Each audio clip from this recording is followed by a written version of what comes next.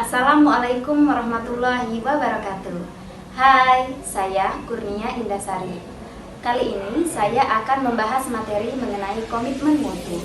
Komitmen mutu merupakan wujud layanan bagi aparatur kepada masyarakat, dan pekerjaan tersebut harus berdasarkan internalisasi konsep aneka karena bersentuhan langsung dengan penerima manfaat layanan, yaitu masyarakat. Komitmen mutu merupakan pemahaman konsep mengenai efektivitas, efisiensi, inovasi, dan mutu penyelenggaraan pemerintah. Efektivitas merupakan sejauh mana sebuah organisasi dapat mencapai tujuan yang ditetapkan. Sementara efisien merupakan jumlah sumber daya yang digunakan untuk mencapai tujuan organisasi. Efisiensi ditentukan oleh berapa banyak bahan baku, biaya, dan tenaga yang dibutuhkan untuk mencapai sebuah tujuan. Dari kedua definisi tersebut dapat disimpulkan bahwa karakteristik utama yang dijadikan dasar untuk mengukur tingkat efektivitas adalah ketercapaian target yang telah direncanakan, baik dilihat dari capaian jumlah maupun mutu hasil kerja, sehingga dapat memberikan kepuasan. Sedangkan tingkat efisiensi diukur dari penghematan biaya, waktu, tenaga, dan pikiran dalam menyelesaikan kegiatan. Sementara inovasi muncul karena adanya dorongan kebutuhan organisasi atau perusahaan untuk beradaptasi dengan tuntutan perubahan yang terjadi di sekitarnya. Di sisi lain, mutu merupakan suatu kondisi dinamis yang berkaitan dengan produk, jasa, manusia, proses, dan lingkungan yang sesuai atau bahkan melebihi harapan konsumen atau pengguna. Ada 5 cara untuk menjaga komitmen mutu. Yang pertama, goals atau tujuan. Yang kedua, roles atau peran. Yang ketiga, procedures atau prosedur. Yang keempat, relationships atau hubungan. Dan yang terakhir, leaderships atau kepemimpinan. Nilai dasar orientasi mutu ada 4. Yang pertama, komitmen pada kepuasan customers.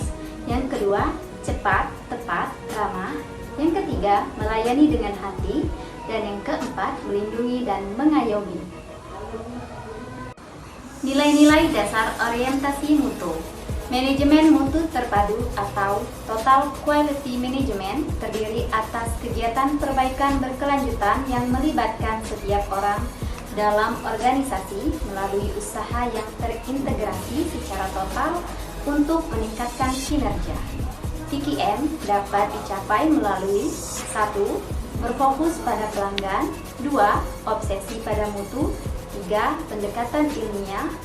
4. Komitmen jangka panjang. 5. Kerjasama tim. 6. Perbaikan secara berkesinambungan. Dan 7. Diklat.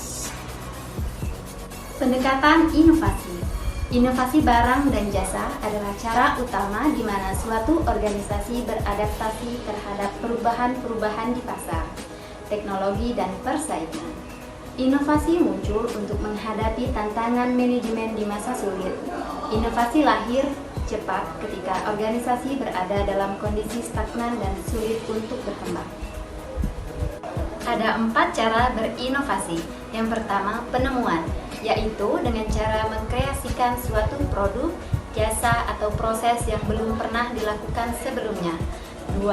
Pengembangan, yaitu dengan cara mengembangkan produk, jasa, atau proses yang sudah ada. Yang ketiga, duplikasi, yaitu dengan cara menirukan suatu produk, jasa, atau proses yang sudah ada.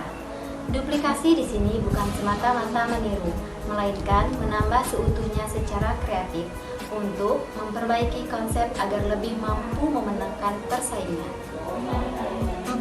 Dengan cara sintetis, yaitu dengan cara perpaduan konsep dan faktor-faktor yang sudah ada menjadi formulasi baru.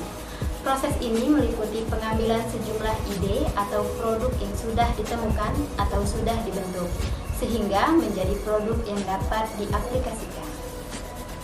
Aktualisasi nilai dasar komitmen mutu dalam pelaksanaan tugas aparatur akan mendorong terciptanya iklim atau budaya kerja unggul yang dapat menumbuhkan keberanian untuk menampilkan kreativitas dan inovasi, Dengan demikian, pergeseran orientasi kerja diarahkan untuk memotivasi aparatur mengubah mindset menuju layanan bermutu. Orientasi aparatur bukan dilayani, melainkan melayani. Dan fokus kinerja aparatur adalah untuk melayani publik. Kewajiban aparatur adalah memberikan layanan publik yang adil dan bermutu untuk membangun kepercayaan masyarakat terhadap pemerintah.